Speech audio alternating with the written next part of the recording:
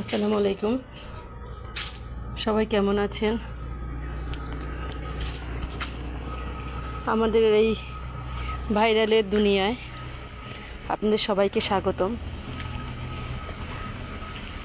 কারণ হয়তো ভাবছেন আমি এই কথা কেন বলছি, কারণ আমাদের এই সময় সবাই শুধু ভাইরালে হতে চাচ্ছে, যে কোনোভাবে ভাইরাল হতে হবে। এটা ছাড়া যেন মানুষের আর কোনো প্রতিযোগিতা নেই। কেউ নাচ দিয়ে ভাইরাল, কেউ গান দিয়ে ভাইরাল, কেউ এমন সব অদ্ভুত অদ্ভুত কাজ কারবার করতেছে ভাইরাল হওয়ার জন্য। তো কি আর বলবো, বলার ভাষাই নেই। একজনকে সেদিন দেখলাম যে সে লেবুর চামড়া সহ লেবু সহ খেয়ে ফেলছে। ঠিক আছে, লেবুর চামড়া আমরা খাই অনেকে, ঠিক আছে, সেটা একটা, কিন্তু এভাবে পাবলিক প্লেসে দেখায় খাওয়া, একদম পুরো গোটা লেবু সহ চামড়া সহ। আবার একটা দেখলাম যে ওই লোকটাই আবার জাম্বুরা খাচ্ছে, একদম জাম্বুরার খোসা সহ, একদম জাম্বুরা সহ সে খাচ্ছে, সে কী স্বাদ বলে বলে। আরেকজন তো আছে, সে যে কী করবে না করবে সে বলাই বাহুল্য। সে কখনো এমপি হচ্ছে, কখনো নায়ক হচ্ছে, কখনো গায়ক হচ্ছে, শুধু ভাইরালের জন্য। আমাদের এই সমাজটা যেন একটা ভাইরাস। এই ভাইরাল নামক এই ভাইরাসটাতে আক্রান্ত আমরা সবাই।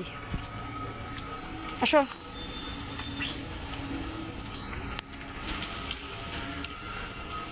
আমরা ভাইরাল হওয়ার জন্য আরও অনেক জঘন্য কাজও করি, মানুষও খুন করি।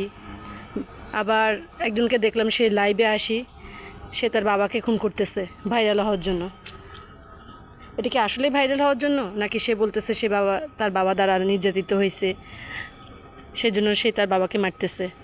কিন্তু বাবা রে, তোমার জন্য তো দেশে আইন আছে, তাই না?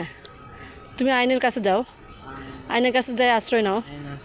তুমি যে এই কাজটা করলা, যে জনসম্মুখে লাইভে এসে তুমি তোমার বাবাকে খুন করতেছো, আমরা কোন দেশে আছি, কোন জায়গায় আছি আমরা নিজেরাও জানি না। তো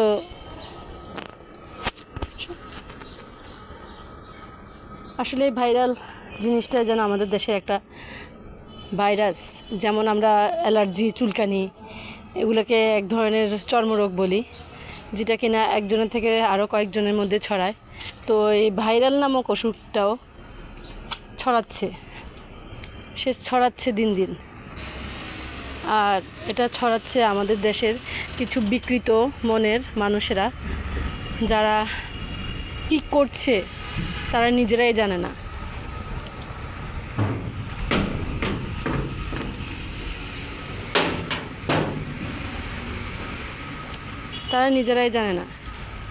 তারা বুঝতেই পারতেছে না তারা কি করতেছে।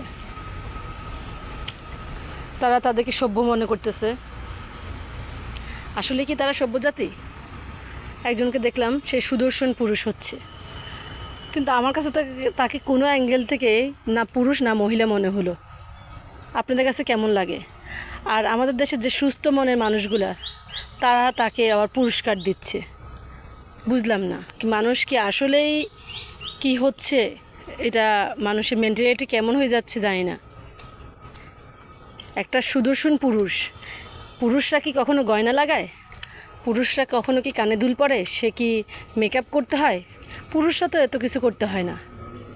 জাস্ট সে একটু শেভ করবে, সে একটু স্মার্ট হয়ে করে শার্ট পরবে, প্যান্ট পরবে, একটু পরিপাটি পোশাক পরবে, একটা সুন্দর ব্র্যান্ডের জুতো পরবে।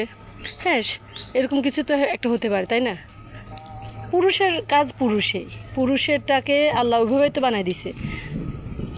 কিন্তু সে গয়না পরলো, সে কি করলো? আবার আমাদের দেশের কিছু কিছু বিচারকরা নাকি তাকে আবার সুদর্শন পুরুষ বানালো।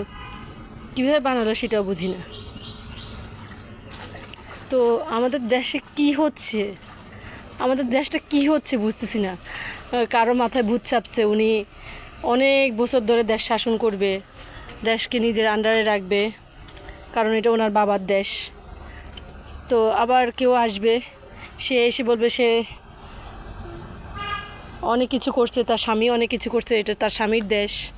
তো কি এইভাবে কি আমাদের দেশটা চলতে থাকবে? এভাবেই আমরা আজীবন বাবার দেশ, স্বামীর দেশ, ছেলের দেশ এগুলো বলে বলে আমরা দেশটাকে নিজেদের দেশ বানিয়ে রাখতেছি। জনগণের কথা কি চিন্তা করতেছি আমরা কখনোই চিন্তা করতেছি না। আমি জানি আমার কথাগুলো কারোর কাছে ভালো লাগবে না, কিন্তু আজ অনেকটা খারাপ লাগতেছে দেশে এসব জিনিস দেখে।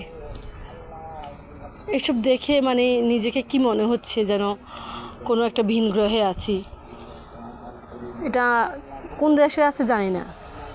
আমাদের দেশের মানুষগুলো যারা সভ্য মানুষ, যারা সুস্থ মস্তিষ্কের মানুষ, তারা কেউ আর দেশে থাকতে চাইতেছে না।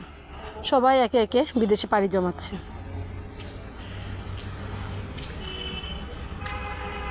তাহলে আমরা যে বলি, গর্ব করি যে আমাদের দেশটাকে আমরা স্বাধীন করছি, কিন্তু কেন করছি? এইভাবে নিজের দেশ থেকে পালাই যাওয়ার জন্য? আমরা অনেক গর্ব করি যে আমাদের দেশ, আমাদের দেশ, আমাদের দেশ আমরা স্বাধীন করছি। আমাদের দেশকে আমরা এই জন্য স্বাধীন করছি যে নিজের দেশে নিজে থাকতে পারবো না, নিজের দেশে থেকেও আমরা অন্য দেশের মানুষের মতো জীবনযাপন করব।